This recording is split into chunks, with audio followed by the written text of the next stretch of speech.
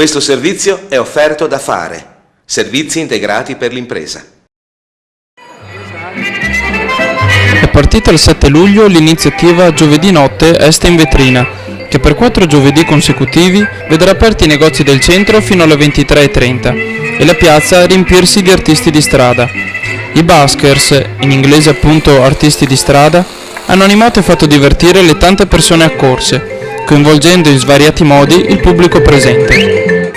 Con l'augurio che i capelli dei buskers si siano doverosamente riempiti, l'appuntamento è rinnovato per le prossime settimane, sempre il giovedì sera e sempre nel centro di Este.